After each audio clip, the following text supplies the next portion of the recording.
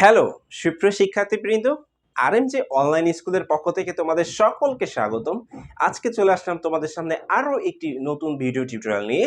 আর আজকের টিউটোরিয়ালের মাধ্যমে তোমরা জানতে পারবে কিভাবে ইন্টারোগেটিভ যুক্ত বাক্যকে অ্যাক্টিভ থেকে প্যাসিভ ভয়েস করা যায়।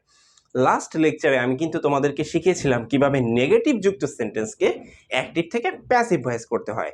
আর আজকের ভিডিওতে তোমাদেরকে আমি দেখাবো কিভাবে ইন্টারোগেটিভ যুক্ত বাক্যকে অ্যাক্টিভ থেকে প্যাসিভ ভয়েস করতে হয়। সো চলো তাহলে শুরু করা যাক। ওকে, সো ইন্টারোগেটিভ করতে হলে আমরা কি জানি কিভাবে ইন্টারোগেটিভ করতে হয়। ইন্টারোগেটিভ মানে প্রশ্নবোধক। যদি প্রশ্নবোধক করতে হয় তাহলে আমরা কি করি বলতো? তাহলে আমরা অক্সিলারি ভার্বটাকে কি করতাম? সাবজেক্টের সামনে নিয়ে আসতাম, তাই না? হ্যাঁ, রাইট। এই কাজটাই তাহলে আমরা এখানেও করব। আশা করছি তোমরা এগুলো বুঝতে পারবে, কারণ হচ্ছে তোমরা কিন্তু ইতিমধ্যে কিন্তু অনেকগুলো ভয়েস চেঞ্জিং করে এসছো, ঠিক আছে? সো আজকেরটাও পারবে আশা করছি। সো আসো তাহলে কি হবে দেখে নাও তাহলে। হ্যাড প্লাস অবজেক্টের সাবজেক্টিভ ফর্ম, অবজেক্টের সাবজেক্টিভ ফর্ম প্লাস হচ্ছে বিন প্লাস হচ্ছে দেখো তো এই বিনটা কিন্তু হেডের সাথে কিন্তু বসে নাই একসঙ্গে, ঠিক আছে? এটা কিন্তু বসছে এই যে সাবজেক্টিভ ফর্মের পরে বিনটা বসবে কিন্তু। ওকে, শুধুমাত্র হ্যাঁ দেখে নাও, হেডটাও হচ্ছে একটা অক্সিলারি ভার্ব, বিনটাও একটা অক্সিলারি ভার্ব, কিন্তু দুটো অক্সিলারি ভার্ব যদি থাকে একসঙ্গে সেই ক্ষেত্রে কিন্তু যদি আমরা নেগেটিভ করতাম এই মাঝখানে নট বসাতাম, আবার যদি ইন্টারোগেটিভ করি শুধু শুধু প্রথম অক্সিলারি ভার্বটাকে সামনে নিয়ে আসলেই হবে সাবজেক্টের, রাইট? ঠিক আছে, তারপরে কি করতে হবে? তারপর হচ্ছে আর বাকি যা আছে সব সেম। মূল ভার্বের পাস্ট পার্টিসিপল, ওকে তাহলে দিয়ে দাও past participle plus by, plus কি করতাম লাস্টে? কি হয় লাস্টে? হয় সাবজেক্টের অবজেক্টিভ ফর্ম, তাই না? সাবজেক্ট এর অবজেক্টিভ ফর্ম, ওকে এই তো হয়ে গেল।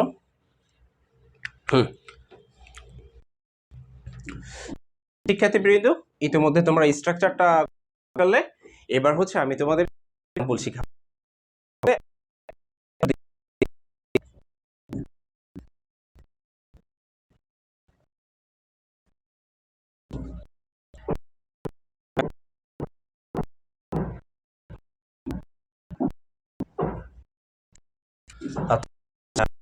আমার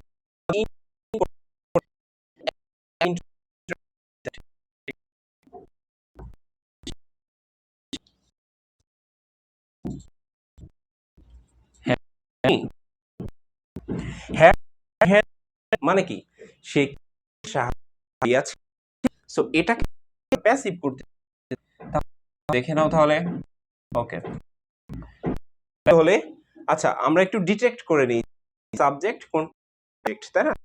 বুঝতে হবে হচ্ছে এই ক্ষেত্রে আর অবজেক্ট। আশা করছি সবাই এই ব্যাপারটা ক্লিয়ার বুঝতে পারবে। তারপরও যারা এখনো বুঝোনি তাদের উদ্দেশ্যে আবার এটা বুঝাচ্ছি। মূল ভার্ব বা মেইন ভার্ব, আর হচ্ছে অবজেক্ট ভার্ব, তাই না? ওকে, সাইজ করতে হলে প্রথমে, তাই না, হ্যাডটাকে তাহলে আমরা তাহলে আসো হ্যাডটাকে নিয়ে আসতেছি সামনে। তারপরে কি? তারপরে সাবজেক্ট, অবজেক্ট কে, তাই না?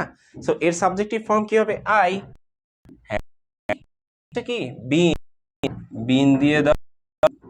তারপর হচ্ছে পাস্ট পার্টিসিপল ভার্ব ছিল হেল্পড, এর পাস্ট পার্টিসিপল হেল্পড ছিল, ওকে। তারপর হচ্ছে বাই, তারপর হচ্ছে সাবজেক্টের অবজেক্টিভ ফর্ম। সাবজেক্ট কে? সাবজেক্ট ছিল শি, এর অবজেক্টিভ ফর্ম কি হবে?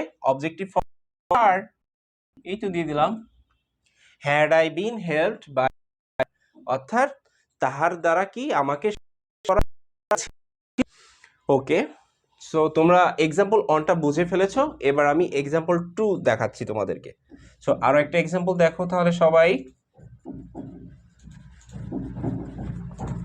এক্সাম্পল 2। ওকে, অ্যাক্টিভ ভয়েসটা তাহলে দেখে নাও সবাই। আচ্ছা, হ্যাড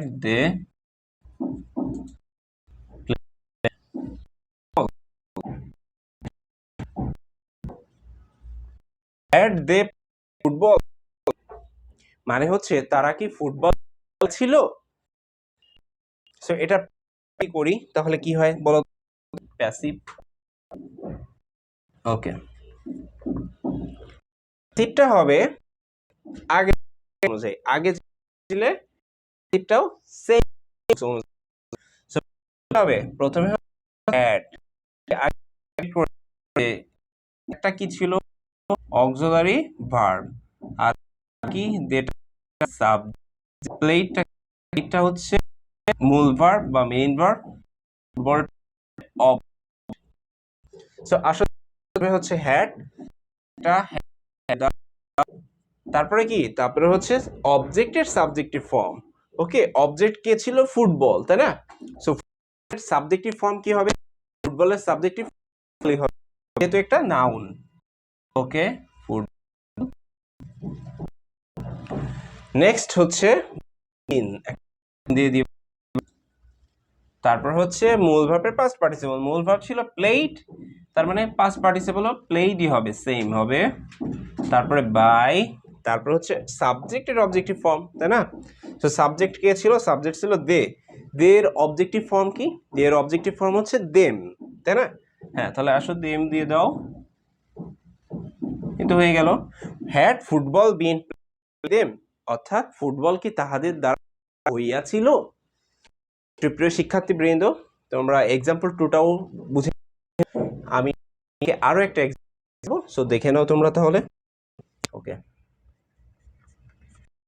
ওকে সবাই এবার 3টা দেখে নাও। অ্যাক্টিভ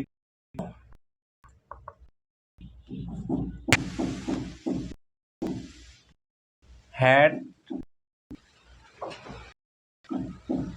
হ্যাড ইউ, আচ্ছা, had you done the,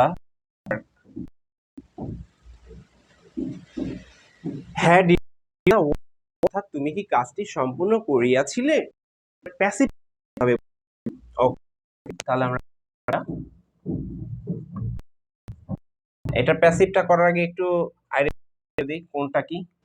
had auxiliary verb, তাই না?